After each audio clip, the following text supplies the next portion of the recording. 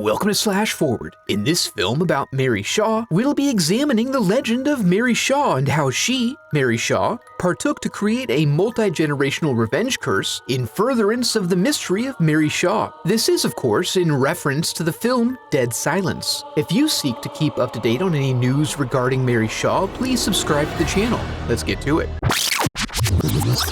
We open on ancient lore describing ventriloquists as having demon bellies and adding an air of spookiness right off the bat. We then transition to an apartment where Jamie is victim to a plumbing mistake, only possible if someone poured water directly down the drain while he was under it, like an asshole. Since he has failed in his effort to be done by dinner, Lisa campaigns hard for some takeout. As she works to convince him, their under-sink grab-assery is interrupted by the doorbell. It appears a courier has left a large package for them. As they tear it open like it's Christmas, they find a bitchin' ventriloquist dummy inside, and it reminds Lisa of one of James's old ghost stories about an old lady who owned dolls. Prob's not important. Despite this intriguing turn of events, Jamie has to head out to get their dinner, while Lisa sets up an epic couples prank for later and takes a moment to play pregnant in the mirror, as ladies so often do. Things then get strange on us as the sound slowly begins to drain out of the scene.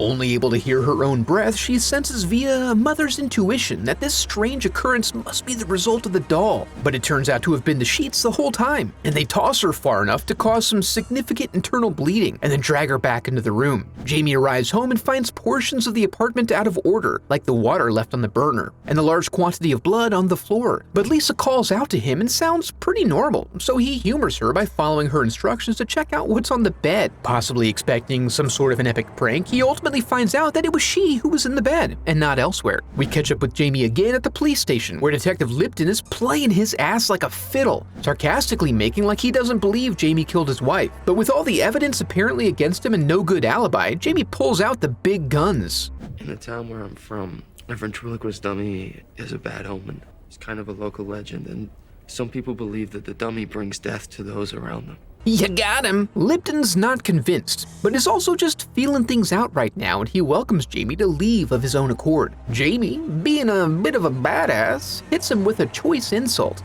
Give me more time to do your job for you. Come again? Give me more time to do your job for you. What? Give me more time to do your job for you. It'll give me more time to dig a job for you? First things first, some basic investigation, and hey, that's the Lady of Legend. And this discovery sends Jamie on a collision course with his hometown, which is straight up dead, except for his palatial boyhood home where he's warmly greeted by his new stepmommy, Ella. He finds his absentee father in dire straits, but with a new lease on life due to his recent stroke. But Jamie's a hard man, and he rejects the olive branch, getting instead to the point and asking details about that popular poem about Mary Shaw. He needs to know why the townsfolk took it so seriously. But also, he has to get to work and make arrangements for the burial of his dead wife. In a strange town she's never visited. So he heads to the mortuary where the crazy crow lady hangs out, and he starts filling out some forms. He then finds a vacancy at a motel just outside town. Here, he makes a wise choice to sleep on top of the covers, but then goes face down into the pillow like an amateur. As he settles in, we take a tour of the ambient noise in the room, and it slowly winds down.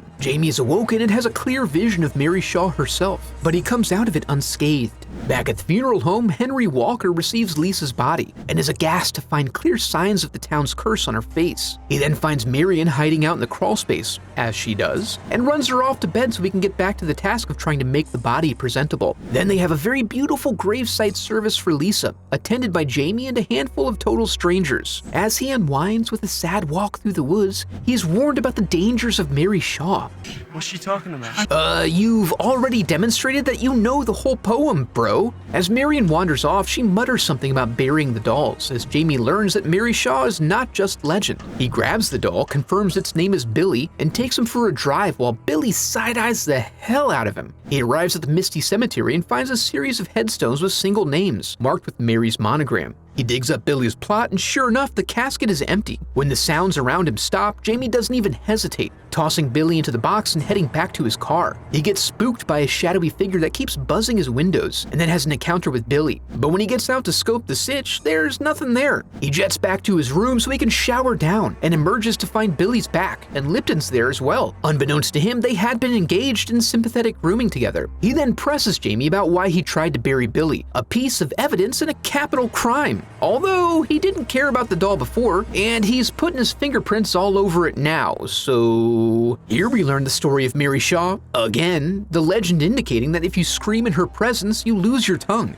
Convenient, since that's what happened to Lisa. So you see, it's clear evidence that it wasn't Jamie. Lipton then absconds with Billy, sans respect for the chain of custody, and bunks down in the room next door. The night then passes without incident. The next morning, as Lipton steps out to find brunch, Jamie pops in to acquire Billy and takes him to the funeral home. Here he confronts Marion, assuming her to be involved in some way, but Henry steps in instead, providing all the info he knows about the real Mary Shaw. We flash back to the town in better days, and discover she was one of the best, a legend in the field of ventriloquism. We're talking Jeff Dunham levels here, with a belly full of demon. After a show in which she threatened a child heckler, the heckler went missing, and Mary died shortly after. She left in her will a request that all 100 of her dummies be buried with her, and also that she be made into a doll, which really seems like a request you could just skip, no? Anyway, Henry walked in on that shit when he was a kid, resulting in a trauma we imagine to be fairly common to children who are raised in funeral homes. Afterward, he always had the sense that a chicken bone was lodged in his throat. And then also the town suffered a string of family annihilations. But the mystery remains, who sent the doll to Jamie? Henry let slip that Mary used to live in the theater. And I don't know if you know, but the Jamester's a bit of a badass. So he heads straight out there. You can only access it via boat. When he enters, he finds it full of your typical detritus and traverses the rickety catwalk, eventually finding himself in Mary's living quarters. As he examines her belongings, he comes across news clippings of a missing child who interestingly shares his surname. Then Mary pops out and almost gets him, but he holds strong. Meanwhile, Henry finds Billy and resolves to rebury him, but he's distracted from this task when he hears Marion weeping in the crawlspace again.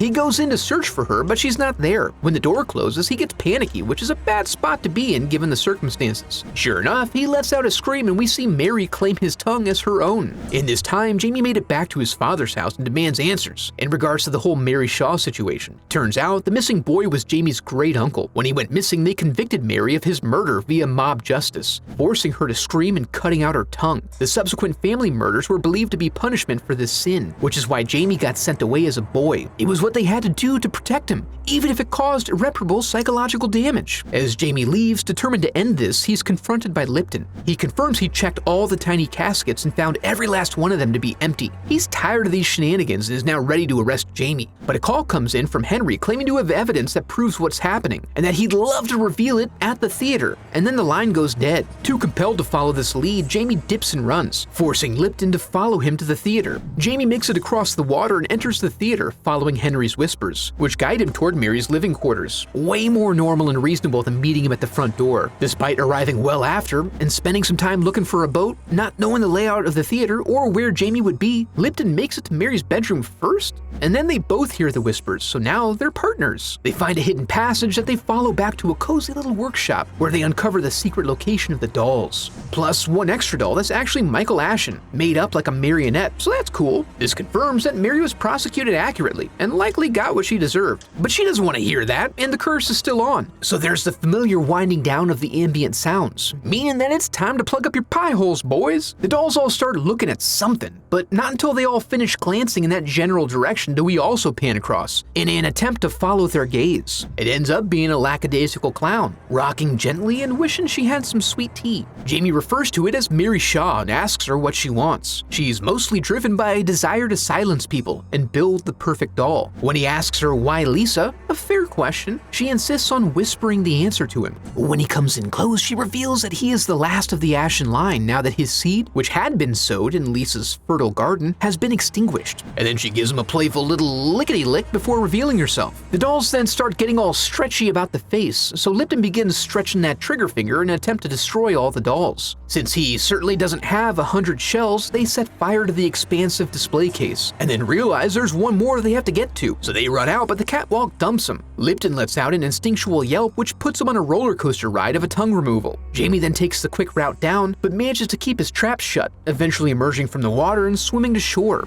He races to the funeral home where he finds Marion weeping in the basement, again, and she claims Mr. Ashen took the doll, despite the fact that he can't walk. He arrives home and the sound goes out again, but he finds Billy and dumps him in the fire, repelling Mary and her prodigious tongue. As he goes to his father, he discovers him to have been set up like a ventriloquist dummy, and then comes to the slow realization that the events that have transpired were the machinations of Ella, Mary's perfect doll, causing Jamie to scream out in anguish and ultimately sealing his fate.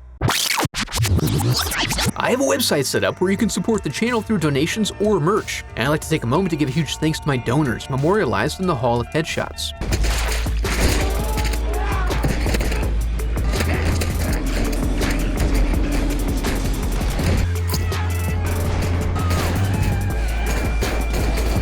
Dead Silence is a pretty good 2000s horror film that feels very much a product of the time. Unlike other entries of the era, it does well to stay away from excessive CGI, keeping it grounded and creating a genuinely creepy atmosphere. If you enjoyed the video, I'd love for you to become a part of the channel by subscribing. Thanks for watching.